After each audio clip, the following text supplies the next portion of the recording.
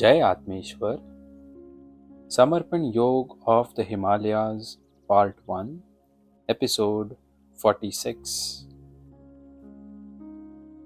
Gurudev had been speaking for a long time and must have been tired. I gave him some water to drink and he accepted it. I requested Gurudev to take some rest. Gurudev said, "My dear, my time for rest is approaching, and I am explaining all these facts to you so that I can rest without any worries. Once I pass on all the information that I have, I will get a sense of satisfaction that I have handed it over to you. I am doing all this for my own inner satisfaction. Whatever each person does is for his satisfaction and for his own inner peace. Actually, doing it is also a medium for obtaining satisfaction." And saying this, Gurudev got up and went to take rest. I sat thinking that Gurudev is not present in society, but he has full information about what is happening in society today. And there is so much compassion in his mind for every human being. He desires that the inner knowledge should reach each human being, and since that is his wish, he can definitely perform this task, and it will definitely take place, and I will become the medium for this work. I do not know how this can be possible, because I cannot get out of this uninhabited place, and no man can reach this isolated place. It is Gurudev's work. Let him worry about it. Why should I think about it needlessly? He wishes to get his work done, and he will find some way or the other out of it and get the work done. The waiting was only for the right time. A tree can give fruits only at the appropriate time. This means that both Gurudev as well as I had to wait until a determined period of time, and human society also had to wait, because one always has to wait for Paramatma's grace. It can shower at any time. We have to be ready always to accept the grace, because grace is the fruit of Paramatma's compassion. Only Paramatma knows when that grace and compassion will rain on us and how it will be showered. Everything depends on Him.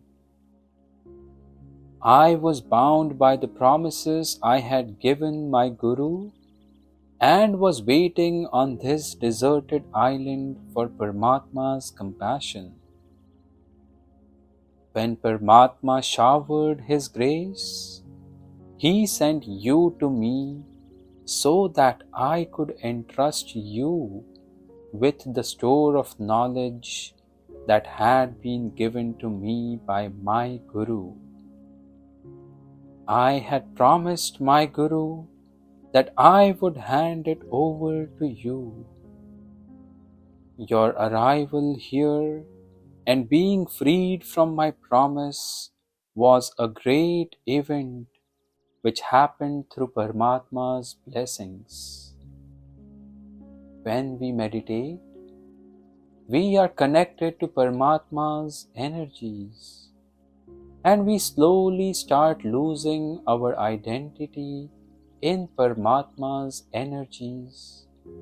And this process takes place in a very subtle form. This is not some physical process which can be performed, which can be seen, or which can be shown. This is a subtle act which takes place when we remain close to nature. First of all, we gain control over our body because this is a process of moving within from outside.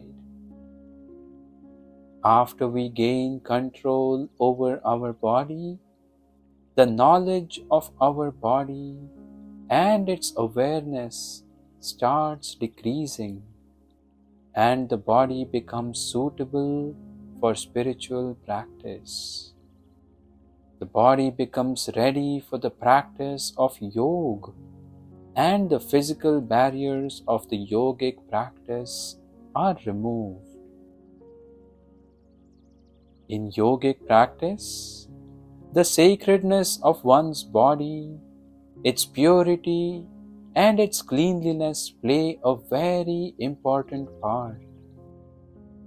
Then, the body does exactly what it is supposed to do at that time. The body remains at that time in the state that it is supposed to be in. Then, slowly thoughts that are created in the mind through the body start getting controlled by the yogic practice. This happens because just as we waste our energy in useless physical activities, we also use up a lot of our energy in unnecessary and uncontrolled thoughts. When we are successful in saving this energy through constant practice, then our mind starts getting controlled. When our mind is fully under control, we start attaining a meditative state. In all this, the more feelings of reverence we have towards our Guru, the more faith we have, the more easily this work will happen. This is because the Guru's body is a medium for Paramatma's energies. But we will have to look beyond the illusory web of his body. We will have to think about why we have accepted only him as a medium. We will have to experience him at the level of experience and not think of him at the physical level, because whilst creating him as a medium, Paramatma only looks at his soul. The soul is an extremely subtle energy which is not visible and can only be experienced. It can be accepted with faith, and to accept it is a feeling of the soul. We will have to accept the Guru's body as a medium of Paramatma, and only then will we be able to get the experience of those energies. Because whatever has to be obtained from the Guru can only be acquired if one believes in him. There's nothing in the visible physical body of the Guru. We have to go beyond it.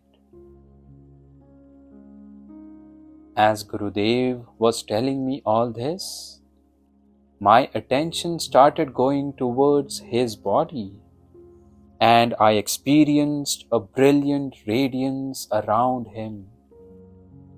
The scene was somewhat similar to the way golden rays come out from a rising sun, and that brilliance went on increasing. I slowly began to realize that in the whirlpool of that bright light, Gurudev's body was looking hazy, and slowly the entire body vanished and became a great accumulation of bright light. Then, slowly, that golden collection of light grew bigger. Now I cannot definitely say whether that golden accumulation of light was growing bigger or I was growing smaller, but something was happening, and slowly I became as small as a droplet, and the accumulated light of golden rays enveloped the whole world. Then, in that all-pervading accumulation of light, my existence became negligible. I was not able to see myself at all, and slowly I had no existence left. I too remained only as a portion of that accumulation of light. I had received the vision of Paramatma. In that moment, I got the realization that the whole world is one with Paramatma, and Paramatma is an all-pervading universal energy which runs the universe. And the existence of the I, about which I was egoistic, was nothing compared to this. That my existence was smaller than even a tiny insect. I reached the realization in that moment. I am so small and Paramatma is so big.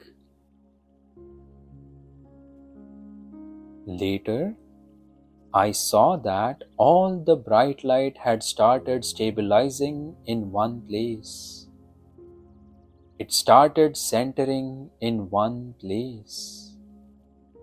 It started collecting at one point, and slowly that point took the shape of my Gurudev. But even now, it was very big. But it slowly took the shape of Gurudev's body, and as soon as I saw Gurudev, I prostrated before him. He touched my head with the big toe of his right foot, and I experienced a flow like lightning in my body. My whole body became like ice, and I remained in that state for 3 days. After 3 days, Gurudev woke me, and then I felt as if I was waking after I don't know how many years. He said, "A guru is not a physical body. A guru is the living medium of Paramatma. When we accept him as a medium, then our identity becomes smaller. The ego comes to an end, and then our level of experiences increases.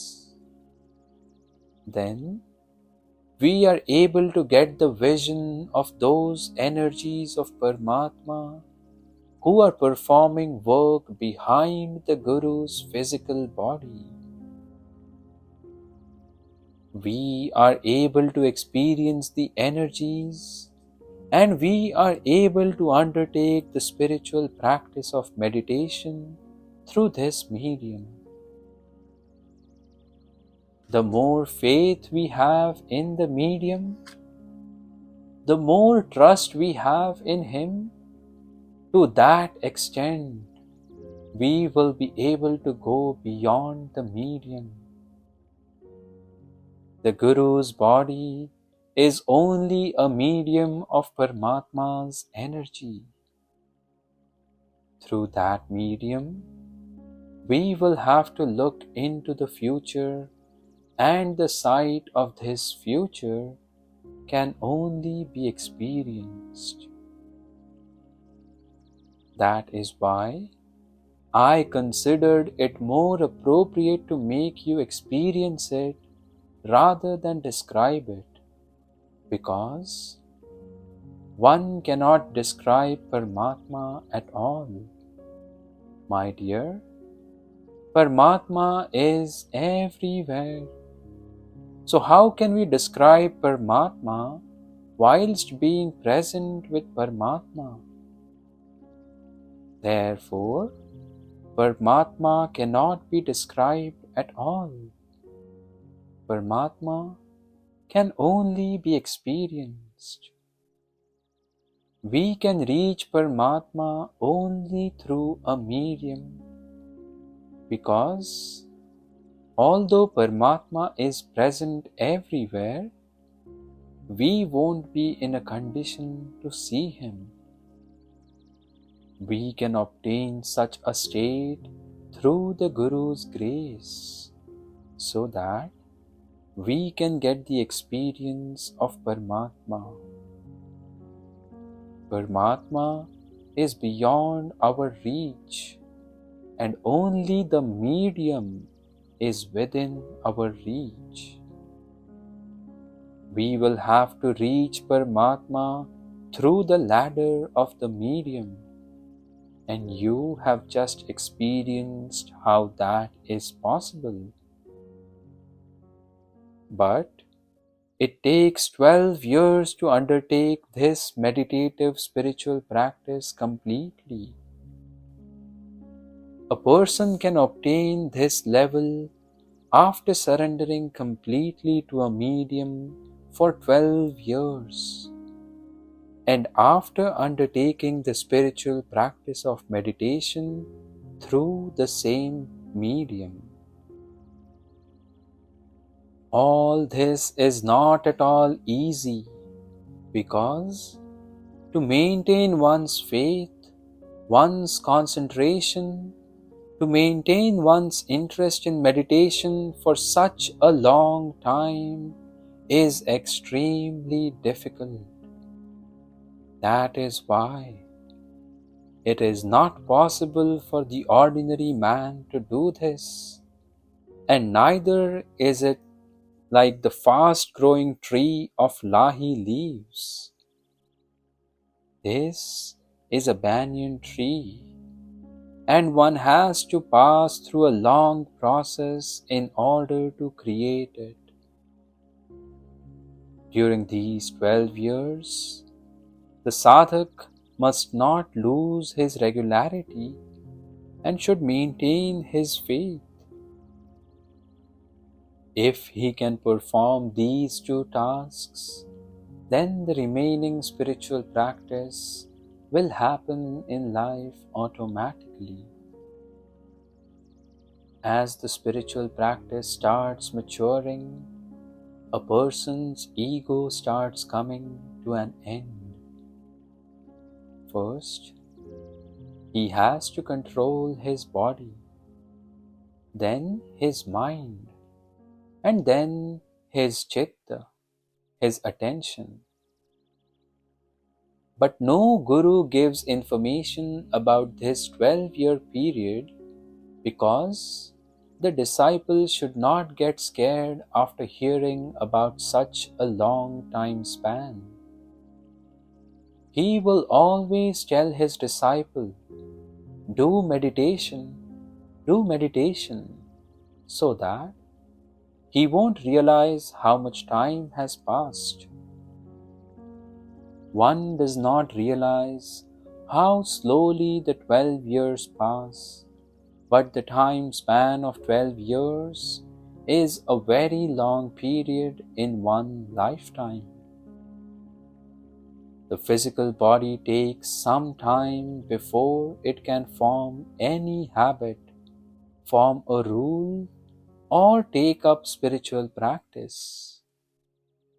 Then it takes time to bring the mind under control, and then there is control over one's chitta. It takes time to control the body, because the body has its own old habits and bad thoughts which take time to be wiped off. The mind also is very restless, and man takes a lot of time to control his bad habit of thinking. Then the work of purification of one's chitta commences, and the chitta is purified. It becomes holy, and then it becomes strong. A lot of importance is given to purity in the path of meditation. Purity is the life of this path.